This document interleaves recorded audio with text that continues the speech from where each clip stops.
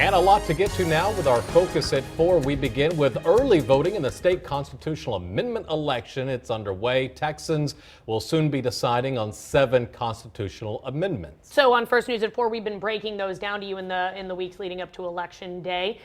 Today we are talking about Proposition 7. Proposition 7, it is on the ballot. It's the constitutional amendment dedicating certain sales and use tax revenue and motor vehicle sales use and rental tax revenue to the State Highway Fund to provide funding for non-tolled roads and the reduction of certain transportation-related debt. This essentially means that the state would dedicate some of the taxes that are collected on car sales for the State Highway Fund. That fund is used to maintain public roadways and bridges in the state and to decrease transportation-related bond debt. Yeah, so specifically if the state sales and use tax revenue reaches $28 billion, the state comptroller would be directed to use additional money, up to $2.5 billion for that highway fund that goes to those things you mentioned. All right, we're covering all the propositions, but if you want more information, go to texastribune.org. Those are our news partners. They've done a wonderful job updating all that. Now, let's get on to some politics. A big weekend for that. The front runner in the race for the Republican presidential nomination, now trailing in one key state. Ben Carson taking the lead over Donald Trump in Iowa, key state there. After months of Trump leading all the time everywhere, the shift in momentum comes as the GOP candidates are preparing for their next debate. This time, this one's going to be in Colorado. Craig Boswell has more on the race for the White House from Washington.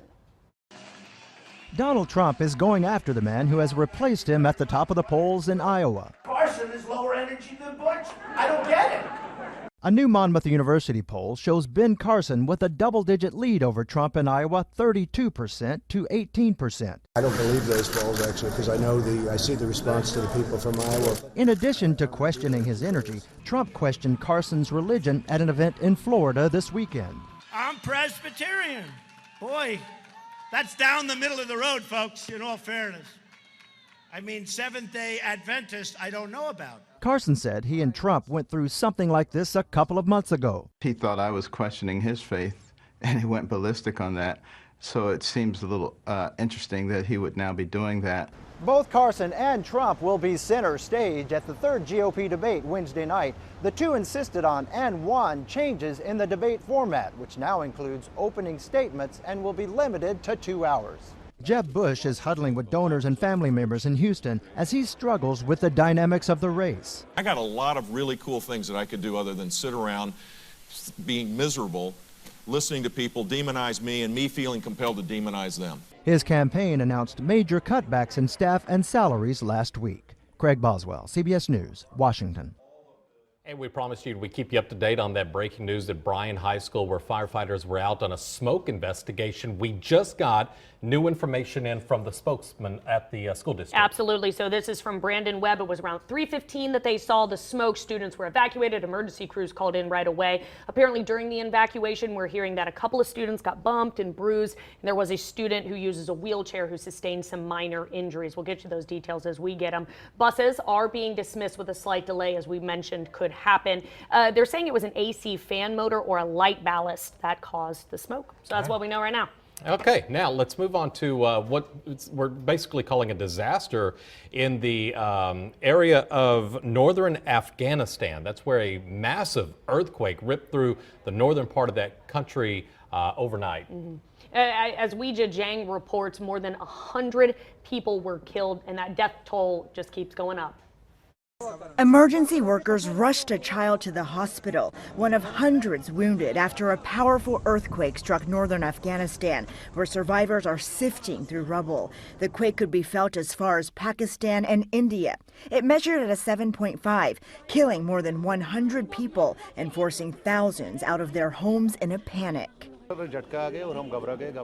It was a huge tremor. We were terrified, said this Indian government worker who escaped an unstable office building in Srinagar. Tremors there lasted at least 40 seconds. The epicenter of the quake was in the province of Badakhshan, Afghanistan, which borders Pakistan and China.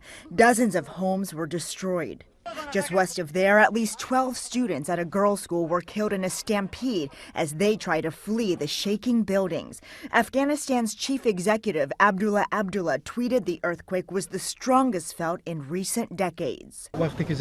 We felt the earthquake, this man in Kabul said. We tried to get out of the house. It was very big. The wall was destroyed. The earthquake also cut power and communications in many areas, making the rescue and recovery effort even more challenging.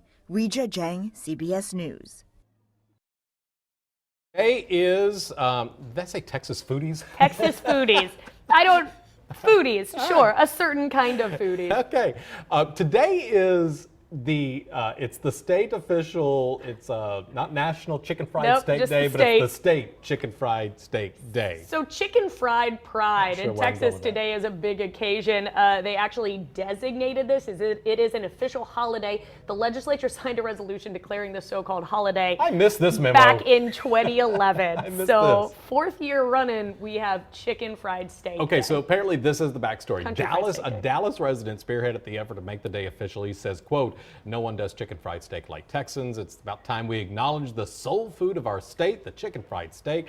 And he joined forces with legislators, I guess, a couple of years ago to do this. So this was a big deal that they were talking about on the morning show this morning, and then they put it on Facebook, asking everybody, asking our viewers, what restaurant, I love hearing this, what restaurant do you think in the Brazos Valley is the best chicken fried steak? We Yeah. have an opinion on this one. I had my very first chicken fried steak at Longhorn Tavern in downtown Bryan, the first one of my whole life. And so the nostalgia there, that's just always going to be my favorite. That was delicious. The fact that it took this long for you to have a chicken fried steak?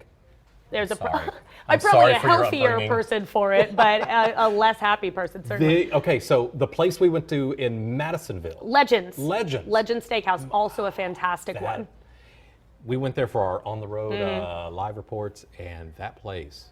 He couldn't get enough. Oh, seriously. He that's showed some up a little stuff. late. We just put a chicken fried steak in front of him, but we didn't Give me hear a good from chicken him fried steak, the rest of followed the by some evening. Bluebell ice cream. I am That's it. I am a Steak I'm and a happy Bluebell. man. You are a Texan, aren't Yeah, you? darn Skippy.